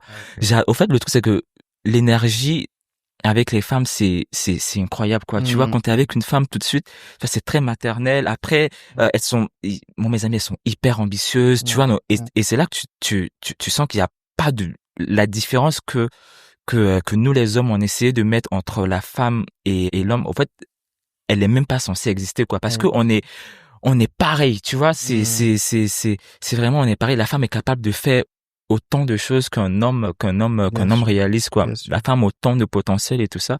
Moi, je suis un gros féministe. Moi, tu peux pas parler mal de la femme devant moi. Non, clairement pas. Moi, en fait, déjà, tu peux pas parler, premier, tu peux pas parler mal d'un être humain devant moi. Exactement. Et 2, tu peux pas parler mal d'une femme parce que c'est une femme ou quoi. Non. Et tu vois, non, tu peux pas. Moi, en fait, pour moi, et c'est ça, et ça me fait penser aussi à quelque chose un de mes épisodes hors série que j'ai enregistré hier soir, que je dois publier, et dans lequel je parle de comment trouver sa voix. Trouver sa voix. Et il y a une question que j'ai développée, que j'ai trouvée, ce qui permet de retrouver, tu vois, de faire cet exercice-là, de faire cette introspection, c'est de se poser la question, quelle est notre plus grosse blessure? Et je me suis rendu compte que que ma plus grosse blessure et qui m'a aidé à trouver ma mission de vie, c'est je ne supporte pas, je n'aime pas qu'on dise à quelqu'un, toi, tu es bête, toi, tu es C'est imbécile, ça. toi, tu ne peux rien Tu faire, peux pas tu es faire ça, ouais. handicapé, tu es comme ça, tu es trop grand, tu es trop petit, tu es trop gros, je supporte pas qu'on se Il est dise. trop, là. Elle est trop, là, voilà, elle est trop, exactement, elle est trop, là, tu vois. Et, par exemple, c'est ça qui fait que, tu vois, tout ça, je dis ça, je raconte ça parce que c'est ça qui fait que, tu vois, tu peux pas. Moi, je ne permets pas à quiconque de dire, ah, parce que tu es une femme, parce que non, ça, Non, c'est hors de impossible. question. Et encore plus quand ça commence à arriver à des gens auxquels tu es attaché, tu Exactement. vois. Ah non, là, Dont t'es ça, proche et tout ah ça, ouais, c'est non. impossible pour moi aussi. Impossible, Et impossible. comme t'as dit, franchement, moi, c'est vraiment l'être humain dans sa globalité, quoi. Mhm. Moi, t'es quelqu'un. Je pars au restaurant avec toi. Mhm. Tu parles mal à un serveur. Mhm. Je me lève, je te laisse là, quoi. Mhm. Franchement, je me dis, le respect, bah, ça doit être dans les deux sens, quoi. Bien sûr. Voilà, c'est pas parce que c'est un serveur, c'est pas parce que c'est une femme de ménage que tu dois le parler mal, quoi. Moi, j'étais en visite souvent avec des clients et tout ça. Voilà, c'est des Européens et tout ça, tu vois, les gars, je vais pas dire le truc, mais tu vois, voilà, tu comprends. Ouais, ils sont, Tu vois, ouais, condescendants, voilà, condescendants. exactement, condescendant et tout ça, tu viens, t'as le gardien qui est là, tu parles mal au gardien. Moi, une fois, j'ai recadré une cliente et tout ça, je lui ai dit, parce que au fait, elle est venue et il y a le gardien qui était pas à son poste. Je crois qu'il est allé faire pipi et tout ça. Donc, du coup, on tapait et il venait pas. Donc, du coup, on a attendu, je sais pas, 5 minutes et tout ça. Et après, il est venu, il a dit, ah, pardonnez, je t'ai pas fait pipi. Et t'as la cliente qui dit, bah, t'es censé être à ton poste et tout ça, qu'est-ce que tu faisais là-bas et tout ça. Mais je lui dis, mais attends, monsieur, il est parti faire pipi, c'est normal, on fait tous pipi. Toi, même quand t'es dans ton travail là, tu te lèves, tu fais pas pipi sur toi. Donc, franchement, sincèrement, je vous apprécie énormément. Mais si on doit continuer cette visite-là, faut que faut que vous vous excusez déjà auprès du monsieur et on continue. Elle m'a dit, elle m'a regardé et elle a dit, monsieur, je suis désolé. Et on a continué la visite. J'ai pas dit ça à mes patrons, hein. Peut-être que elle est partie leur parler pour leur dire que voilà, votre gars là.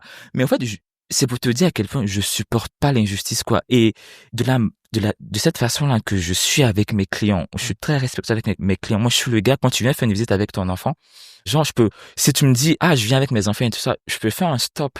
Ça, c'est une stratégie que je dis aux gars. Je peux faire, allez, balance. je peux faire un stop, tu vois, dans une pâtisserie, tu vois, tu prends des petits gâteaux sur un truc là, tu viens, en fait, c'est des petits trucs et c'est des tips que j'ai tiré des émissions que je regarde, tu vois, dans des séries sur Netflix ou, voilà, tu vois, tu vois voilà, l'attention, la meuf, elle sait que le gars, la famille, ils vont venir faire la visite avec leurs enfants parce que faire la visite avec des enfants, c'est galère. J'en ai 3. J'adore les enfants, hein.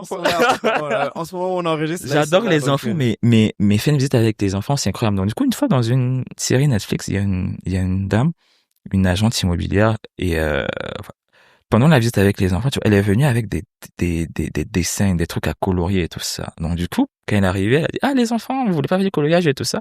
Du coup, elle occupait les enfants en train de faire à colorier et tout ça. Et du coup, elle a fait la visite tranquillement avec les parents et tout ça.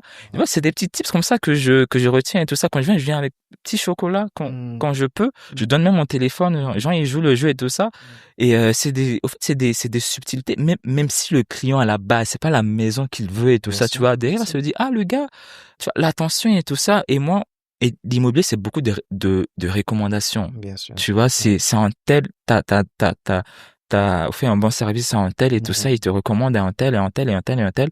Donc, du coup, si tu mets pas vraiment de l'attention dans ce que tu fais, franchement, ça va pas marcher, quoi. Ouais, Sincèrement. Et moi, je dis un truc, et là encore, j'ai tiré ça d'une émission que j'ai regardée, c'est que le gars, il disait, pardon, je m'éloigne Non, peut-être. non, hein. Ah non, Voilà, non, tu es plein dans le truc parce que j'ai plein de questions à te poser voilà, après. le gars, il disait, c'est plus facile de vendre une maison à un ami qu'à un inconnu, quoi. Genre, quand un client, il sent que la relation, c'est au-delà de la relation agent immobilier client, tu vois, il te fait un peu plus confiance. Moi, souvent, j'invite pour les rendez-vous clients, je peux faire les rendez-vous à l'agence, mais je fais pas les rendez-vous à l'agence souvent. je me dis, on se pose dans un café, on se pose dans un restaurant, tu vois, c'est un peu plus convivial et tout ça, le gars. Tu vois, non, c'est pas formel. Ah, tu cherches quoi? Je cherche une maison, nanana, tu vois. C'est des discussions. Ah, mes enfants, j'ai 3 enfants, j'ai ma fille qui fait ceci, j'ai ma fille qui fait cela. On a un chien. Donc, du coup, tu vois, tu te dis, ah, ils ont un chien. Du coup, ils ont, même si dans les critères de base, la dame, elle recherche pas une maison avec un grand jardin, tout ça, mais dès qu'elle te dit qu'elle a un chien, c'est que si elle a un grand jardin, bah, c'est le kiff, quoi. Voilà. Tu vois, donc c'est un critère qui n'était pas forcément sur sa feuille de route au départ, mais si tu réussis à, à, à, à lui trouver une maison avec un jardin, franchement, elle va se dire, franchement, le gars, il part vraiment, voilà, à fond dans la recherche, quoi. Et c'est vraiment des trucs comme ça que je développe, et c'est ce qui fait qu'aujourd'hui, en toute humilité, c'est ce qui fait aujourd'hui que, c'est ce qui fait qu'aujourd'hui, j'ai vraiment cette relation avec mes clients, là, quoi. Tu vois, j'ai des clients, comme je t'ai dit, qui vont m'appeler pour me dire, est-ce que tu peux passer à la maison, prendre le déjeuner et tout ça. C'est des clients, genre, on va se croiser. Et puis, comme je te dis, c'est vraiment des durs gars du pays, quoi. Tu vois, on se croise dans des soirées, ils me reconnaissent. Alors, voilà, on se fait la bise et tout ça, tu vois, parce que quelque part, il y a le service derrière. Ils ont vu que c'était pas, je fais pas l'immobilier. Après, c'est vrai que je fais pour de l'argent, mais je fais pas forcément l'immobilier seulement pour de l'argent, quoi. Tu vois, j'essaie vraiment client, quoi. exactement. Même quand tu pars sur le site de mon agence, au niveau de ma description, à la fin, moi, ce que je dis, c'est que je fais tout pour rendre l'expérience client le plus agréable possible. C'est juste ma mission qui est là, quoi. L'expérience client. Faut que ce soit très agréable, faut que ce soit fluide. Et puis, le truc, tu vois, c'est que mes clients, pour la plupart, ce sont des expats. Donc, du coup, quand ils arrivent en Afrique, ils ont plein de préjugés, plein de trucs et tout ça. Donc, du coup, au fait, je veux vraiment changer cette tendance-là. Et voilà, j'essaie vraiment d'apporter une nouvelle vibe à l'immobilier en Afrique et tout ça. J'ai un profil, comment on appelle ça, une page TikTok où franchement, je filme des maisons incroyables d'Abidjan. Du coup, on se dit, ah, l'Afrique, c'est pas seulement des cases ou ce genre de trucs. Tu vois, il y a de belles propriétés et tout ça. Je partage vraiment ma passion. J'ai fait un exercice une fois aussi où j'ai été invité par mon école. C'est la première fois où je parlais devant des gens, quoi. Je crois que c'était des anciens élèves. Là, je crois que c'était une vingtaine ou une trentaine et tout ça. J'essaie vraiment de véhiculer ma passion parce que, comme je dis, j'adore l'immobilier. Moi, mon but aujourd'hui, c'est que demain, on est vraiment je vais pas être des agences, genre des entreprises immobilières aux standards internationaux et tout ça, quoi, tu vois. C'est vraiment mon leitmotiv dans la vie, quoi. Je veux vraiment créer un secteur, surtout dans l'immobilier, surtout dans le luxe aussi, parce que moi, je suis un passionné du luxe et tout ça. Vraiment avec le même niveau de qualité qu'à l'international, quoi. C'est vraiment c'est très, très intéressant parce que du coup, ça me permet de te poser la question. Du coup, quelle est, maintenant que parce que tu me dis que tu fais un master finance, quelle est l'ambition? Est-ce que tu veux ouvrir ta propre agence? Où est-ce que tu te vois peut-être, parce que tu as un vision board, donc, c'est ça. où est-ce que tu te vois? Parce que j'attendais cette question. Donc là, voilà. Est-ce qu'on doit te chercher? Où est-ce qu'on doit te chercher? Donc, du coup, pour la petite histoire, en fait, moi, j'ai voulu faire cette formation en finance parce que ce que j'ai remarqué, après, là, je parle d'un cas ivoirien. C'est qu'il y a très peu d'Ivoiriens qui investissent dans l'immobilier de haut standing, genre luxe en Côte d'Ivoire. Tu vois, je me suis dit peut-être qu'ils savent pas comment mutualiser leurs fonds et tout ça. Voilà, ils savent pas comment investir, où investir et tout ça. Donc, je me suis dit, t'as les bases en immobilier. L'immobilier, ça va, tu gères. Tu maîtrises ton secteur et tout ça. Même si on finit pas d'apprendre, mais voilà, t'as des bases, tu gères. Et comment amener les gens à vraiment mettre leur argent ensemble pour créer des projets vraiment impactants pour la communauté. Comme je t'ai dit, je suis très communauté, quoi. Pour moi, l'Afrique, c'est Wakanda, quoi. Tu vois, c'est exactement. Donc voilà, je veux vraiment tendre à ça, quoi. Une Afrique où à tous les niveaux, c'est vraiment impeccable, c'est vraiment Cali de chez Cali, quoi. Donc je me suis dit, lance-toi, fais un master en finance. Essaie de maîtriser tout ce qui est les jeux de financement, tout ce qui est les termes en finance et tout ça, pour pouvoir créer un fonds d'investissement dédié à l'immobilier, à l'immobilier, je dis d'envergure, à l'immobilier de standing, à fort impact sur le continent. Voilà. Donc du coup, dans 10 ans, je vais vraiment avoir un fonds d'investissement où on mutualise des fonds des Africains ou des personnes qui veulent vraiment, voilà, de la diaspora et tout ça, qui veulent vraiment offrir à l'Afrique une nouvelle, un nouveau visage, un nouveau souffle et tout ça. On met notre argent ensemble et franchement, on construit des projets impactants. Je vais être du début jusqu'à la fin, quoi. On mutualise notre argent, on développe des projets via des promotions immobilières et tout ça, et on commercialise par la suite. Tu vois, et c'est pas fort, et ça sera dans du résidentiel, ça sera dans du tertiaire, ça sera dans du retail, ça sera dans de l'industriel. Parce qu'au fait, aujourd'hui, je sais qu'on a les ressources, que ce soit en termes de finances, que ce soit en termes de main-d'œuvre, que ce soit en termes d'intellect et tout ça, pour faire briller l'Afrique, quoi. Et faut juste qu'on ait cette volonté-là de se dire. Le problème aussi qu'on a entre nous les Africains, c'est qu'on n'est pas forcément solidaires. Tu vois, on se dit être un pour tous et tous pour un, mais dans dans le fond, on n'est pas solidaires, quoi. Donc du coup, moi, je vais venir avec un discours où on peut vraiment mettre nos fonds ensemble pour vraiment créer des trucs impactants. Et je suis sûr que au final, ça sera bénéfique pour nous, quoi, parce que on remarque qu'il y a d'autres communautés qui le font sur notre continent et ça marche bien pour eux, quoi. Donc, pourquoi pas nous, quoi. Et donc voilà, dans 10 ans, je me vois à la tête de la plus grande. Quand je te dis grande, là, franchement, c'est pas petit. Pour pousser en même temps, les 6 personnes que tu veux. Voilà, c'est pas des petits. Tu as mis Einstein, tu as mis Mandela, mon ami. T'as vu le truc. Voilà, t'as vu le truc en même temps.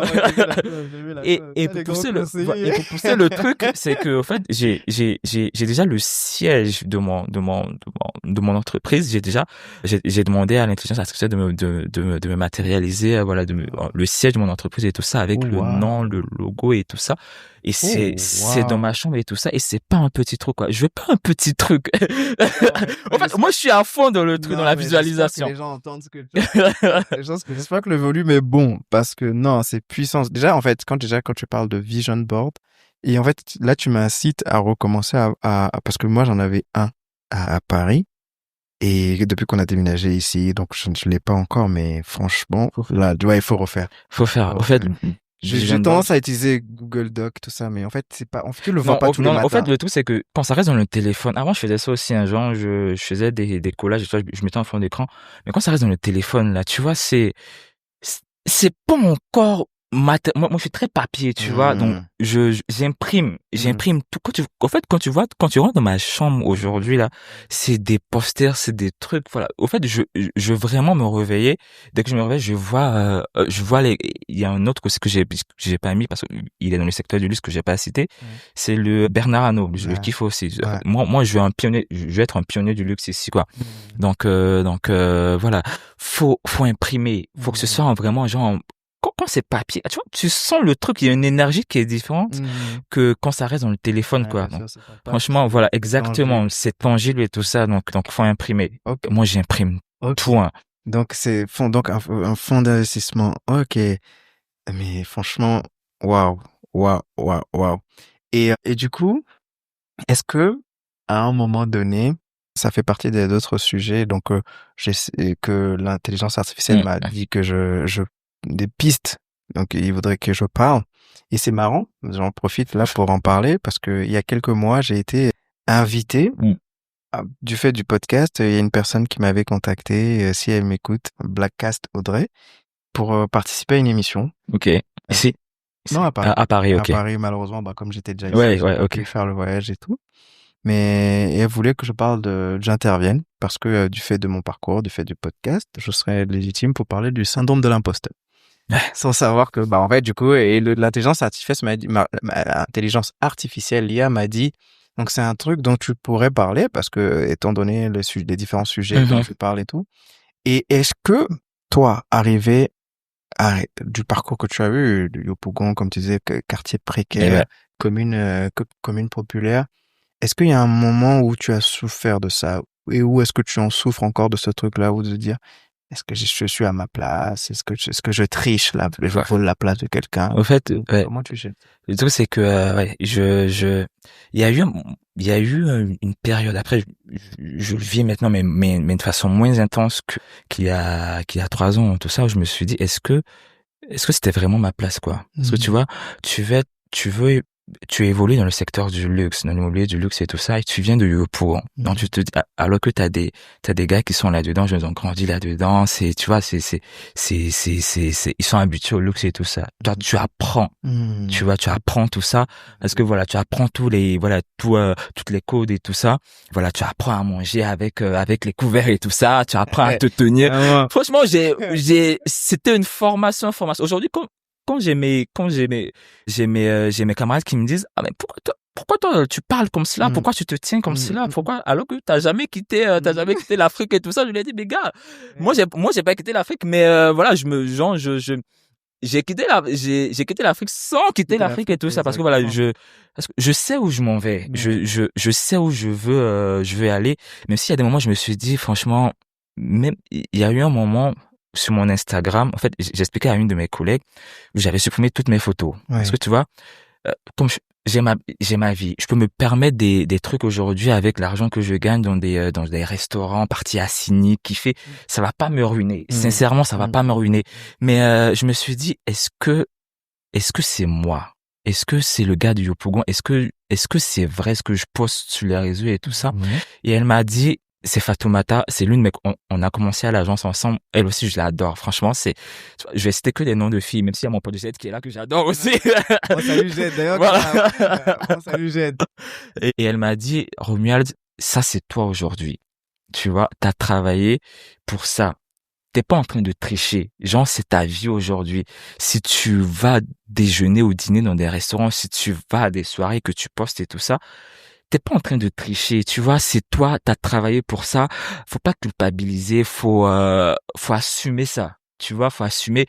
Les gens qui vont penser que t'es gens en train de jouer à un jeu, c'est des gens qui n'ont pas ta vision, qui ne savent pas où tu es en train de partir.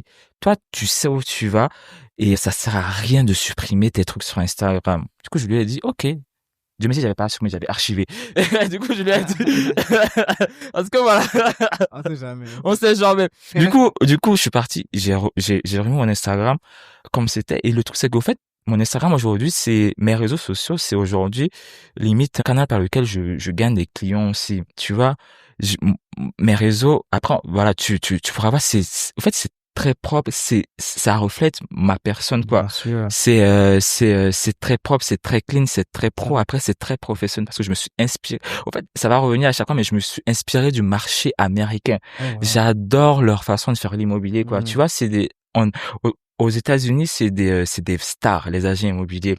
Et voilà, et quand je suis arrivé dans mon agence, en Côte d'Ivoire, tu vois, t'as des agences vedettes, t'as des agences immobilières vedettes et tout ça, mais t'as pas d'agent immobilier, tu vois, qui sort du lot comme aux États-Unis. Du coup, moi, j'ai dit à mon agence, moi, j'ai ma page Instagram, j'ai ma page TikTok et tout ça. Je fais la promotion de vos maisons et tout ça, mais je vais pas me cacher derrière l'agence et tout ça. Je mettrai pas de logo de l'agence. Genre, voilà, je vais pas mettre de logo de l'agence et tout ça. Si vous voulez, je vais vous taguer en description, mais sur ma page, en fait, c'est moi que je vends, c'est mon expertise. Et c'est ce que les Américains ont compris. En fait, les agences immobilières en Amérique, ils vont jamais mettre l'agence d'abord. Parce que quand tu mets l'agence d'abord, en fait, ça crée une barrière. Tu vois, c'est trop corporate. Alors que l'immobilier, faut que ce soit humain.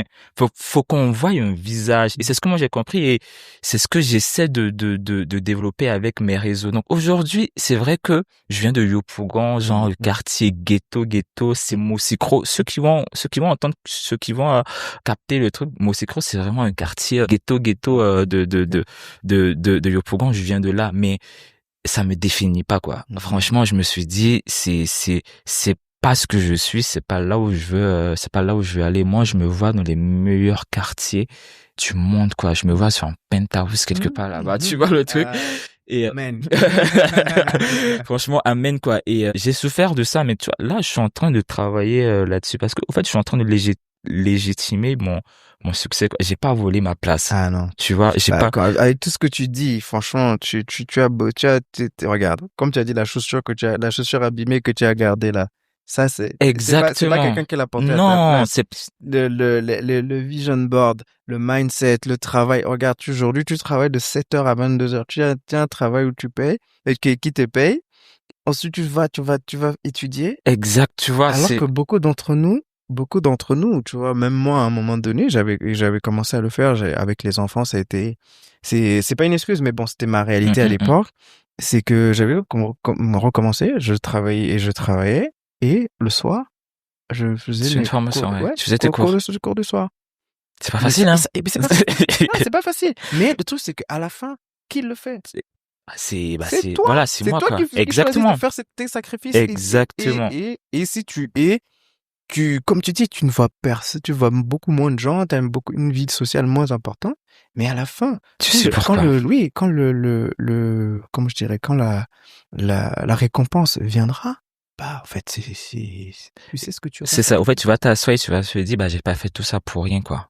Tu vois, et c'est ce sentiment-là, je me dis que tout le monde doit avoir lorsqu'il fait des sacrifices, quoi. Tu vois, tu t'assois, tu te dis, j'ai pas fait tout ça pour rien. Même si ça peut été facile, j'aurais pu laisser tomber, mais j'ai continué et je suis fier de moi, quoi. Tu vois, moi, aujourd'hui, j'ai des amis qui m'appellent plus pour aller en soirée parce ils m'ont appelé une fois, j'ai refusé, deux fois, j'ai refusé parce que j'avais des examens à préparer, parce que j'avais des clients à gérer, ils m'appellent plus. Mais tu vois, ça me fait pas mal, quoi. Tu vois, je me dis, aujourd'hui, si je veux sortir, si moi je les appelle, on va partir sortir, tu vois. Exactement, voilà. Voilà, la boîte sera toujours là et tout ça, mais là, j'ai mes objectifs, je suis vraiment focus là-dessus. Et j'essaie vraiment de faire des pauses comme ces vacances à Kigali et tout ça. Mais c'est vraiment des pauses, je dis des pauses bénéfiques, quoi. Tu vois, où tu viens, tu rencontres des gens incroyables comme toi, Yannick, franchement. Gros coup de cœur. Gros coup de cœur et tout ça. Et tu te dis, au fait, au final, c'est ce qui est important, quoi. C'est vraiment ce qui est important. Ouais. Et du coup, là, tu vas repartir avec une super énergie, comme tu disais. Ouais. Tu vas repartir inspiré. Tu auras eu des échanges. En plus, comme on s'est rencontrés via le biais de Way Back to Africa. Exactement. On salue Messan, d'ailleurs, qui a été Big up. qui était un des invités sur le podcast aussi. Et oui, dans tout ça, ça va te permettre de dire, mais ok, tu vois du pays, tu vois les dynamiques du pays, exactement. tu vois toutes les choses, tous les beaux parcours aussi que tu as pu voir, Chef David et tout ça, qui était à Abidjan. À Abidjan, ouais. Donc, non, tu vois, non, il y a super truc. Ok, donc, est-ce qu'il y a une chose dont tu voudrais absolument qu'on parle, dont je n'ai pas parlé? Je pense qu'on a fait le tour. Hein. Ouais. Après, peut-être ma vie sentimentale, je sais pas s'il faut en parler. Parlons-en, je suis célibataire. Bon, vous pouvez nous écouter, mesdames. Bon, attendez qu'il d'abord son master quand même. On veut filer son master. voilà. Là, j'aurai pas le temps, mais voilà, revenez après. Mais voilà, au fait, je suis célibataire parce que, en fait, avec le travail, avec les études, c'est un peu compliqué, quoi. Et moi, en fait, j'ai pas envie de me mettre dans une relation où je fais souffrir l'enfant des gens. Tu vois, ça sert à rien. Tu vois, ça sert à rien. Donc, je préfère rester seul. Voilà, faire mes trucs seul, kiffer seul et tout ça.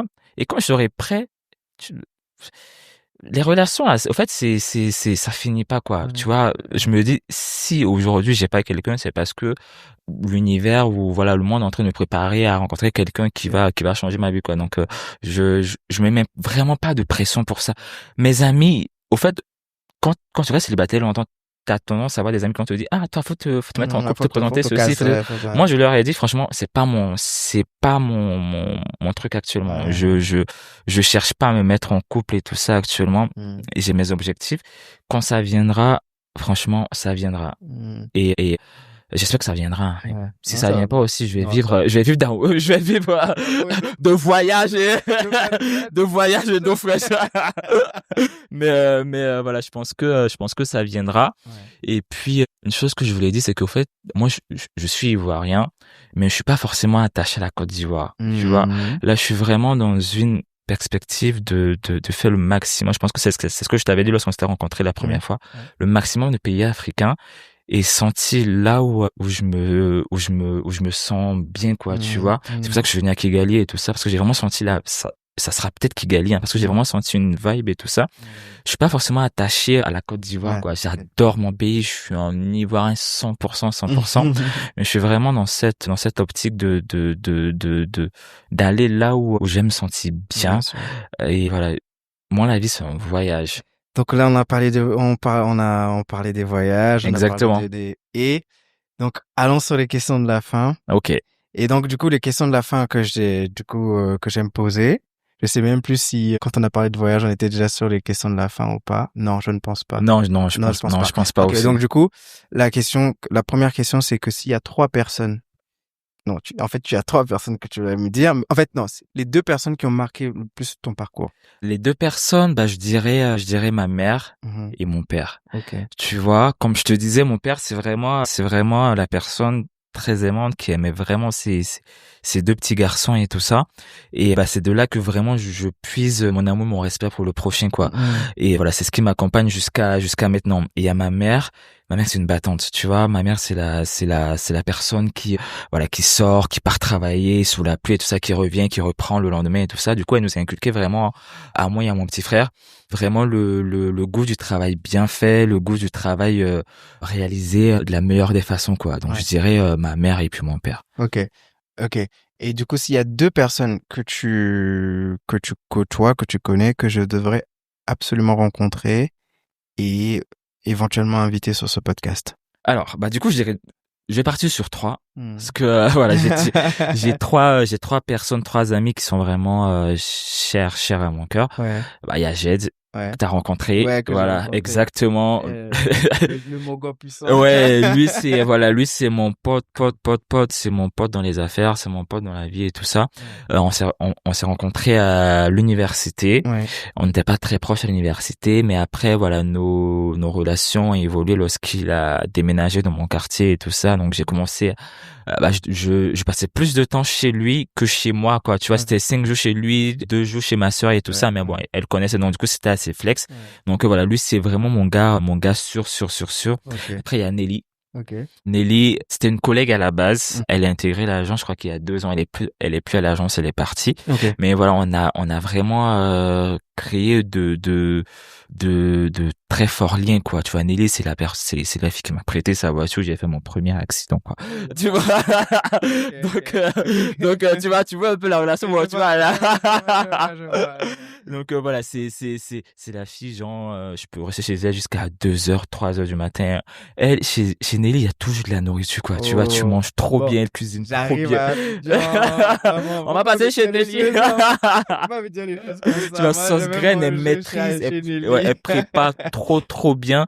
Elle est de très bons conseils aussi, Nelly. Franchement, c'est, tu vois, les filles, les femmes, en général, tu vois, elles ont quelque chose en termes de conseils, tu vois, elles vont pas forcément prendre les choses comme nous, les hommes et tout ça, tu vois, il y a une dimension voilà, qu'elles se le savent prendre en compte lorsqu'elles donnent des conseils et tout ça. Donc, du coup, c'est un peu, Nelly, c'est un peu vraiment ma conseillère et tout ça.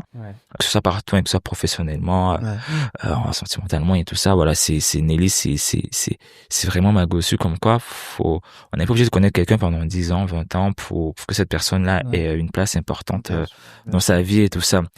Et dernier, c'est Greg. Je l'ai connu, je crois qu'il y a 5 ou 6 ans. C'est l'un des plus grands stylistes à Abidjan. Il est très fort, hein, franchement. Comme on l'a dit, que de la crème. Il est très fort. Et lui, voilà, c'est vraiment mon gars sûr aussi. Il est très bon conseiller. Il est toujours là pour moi. Greg, c'est le gars, quand je suis hospitalisé, il laisse son atelier, il reste là jusqu'à pas d'heure. Il va faire mes courses. Et pour te dire, moi, je suis chiant quand je suis malade. Même ma mère me supporte pas quand je suis malade. Quelqu'un dit que nous, les hommes, on sait pas très bien. On sait pas quand j'ai un rhume, quand j'ai un truc, et lui, franchement, c'est le gars qui, tu vois, qui sait me canaliser quand je suis malade, qui va aller faire mes courses, qui va aller faire mes ceci, qui va aller faire cela. Et tu vois, des fois, Nilo, c'est pareil, Jet, c'est pareil aussi, mais tu vois, lui, c'est un peu plus. Et des fois, tu vois, c'est dans ces moments-là où tu fais la différence entre tes amis, tes camarades, tes proches et tout ça. Et franchement, c'est les 3 personnes, mes 3 amis.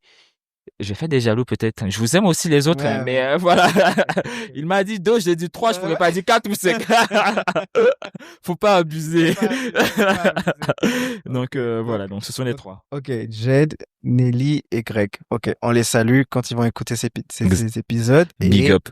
Donc qui se tiennent prêts, donc on risque peut-être de les appeler, voilà, pour un enregistrement de podcast, même exactement, à distance, ou s'ils sont de passage à Kigali, on fera le truc, quoi.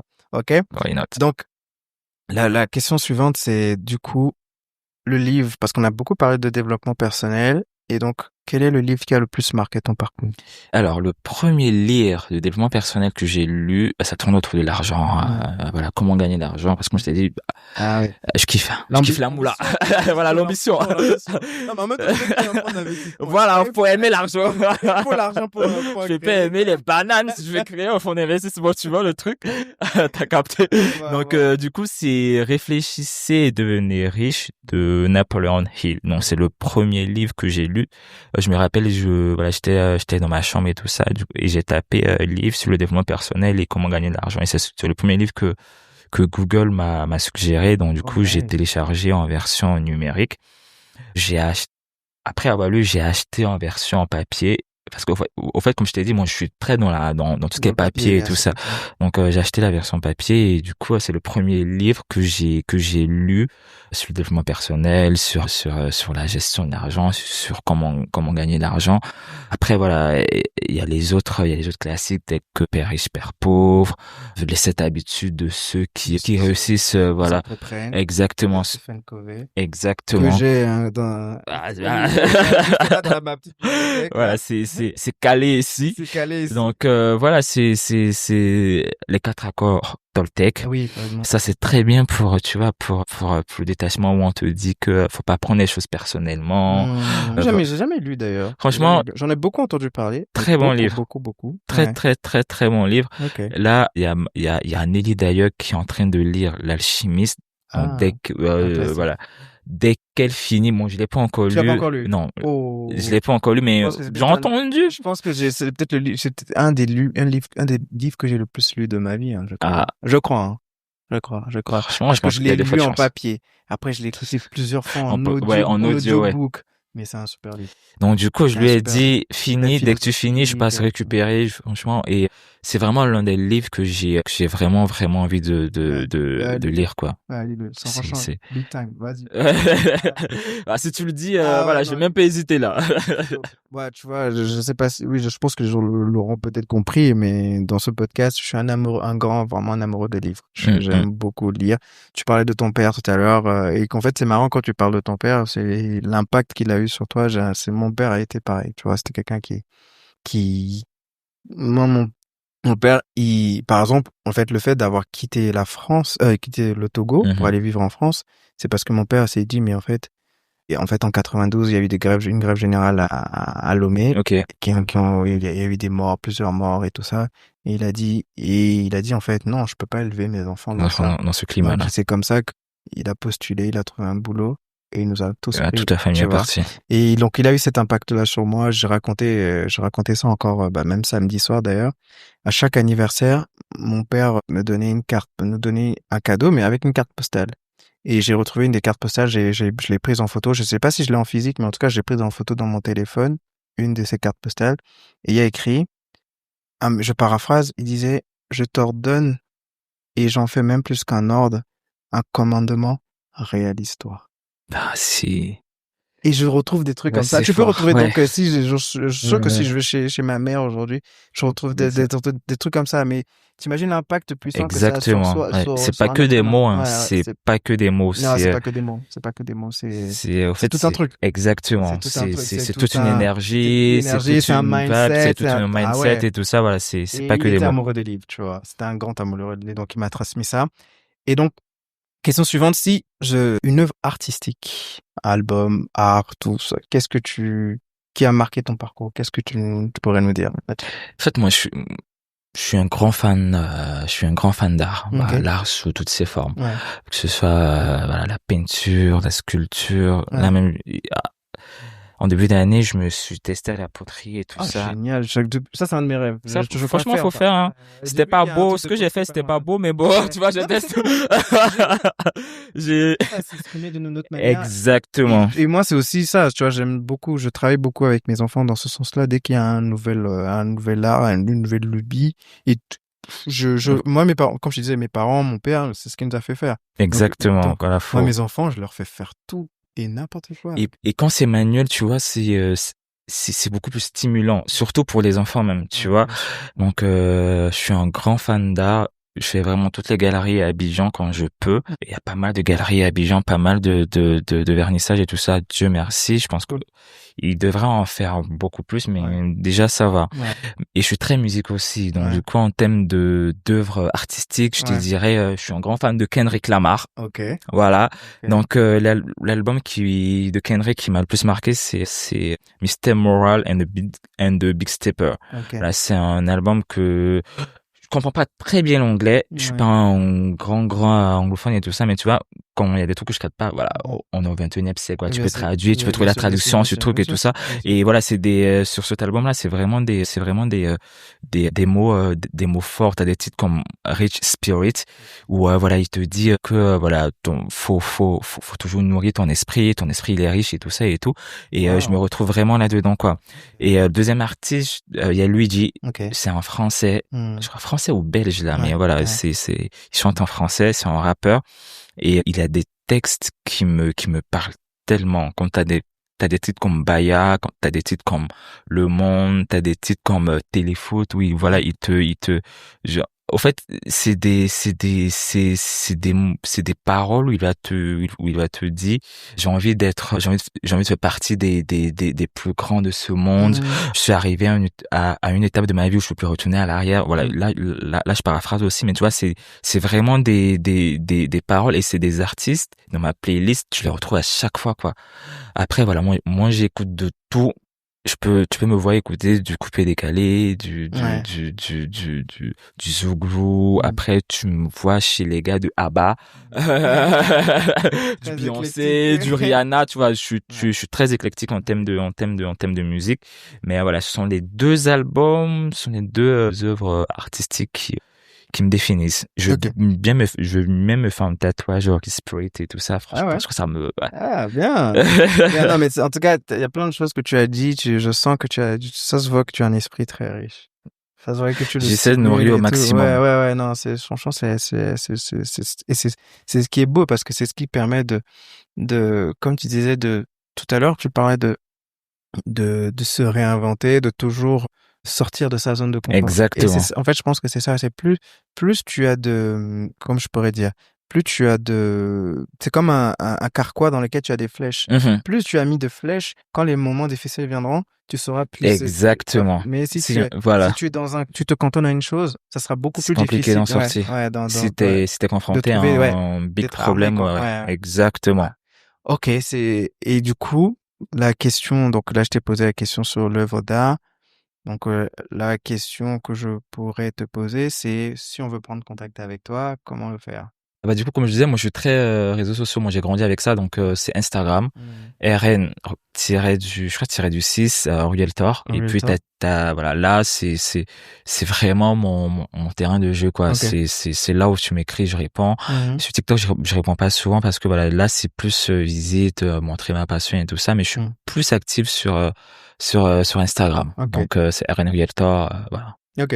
Bah, je challenge les gens à prendre contact avec toi. Comme je disais tout à l'heure, moi, j'ai fait l'exercice et j'ai rencontré de personnes hyper intéressantes. Des gens, on m'a recommandé des podcasts et les personnes qui m'ont recommandé les podcasts sont choqués que je sois devenu proche avec les personnes autant le podcasteur que les invités. Voilà, au fait, faut y aller. Comme on dit chez nous, faut effrayer la galère, faut effrayer les problèmes, tu vois. Wow. Tu vois, souvent on se dit sape-toi, même si t'as pas l'argent, sape-toi et va te mettre quelque part pour effrayer la galère. Tu vois. La galère dit c'est ce que j'aime bien beaucoup dans les proverbes, ils sont très puissants comme ça. Donc chez nous, faut effrayer la galère.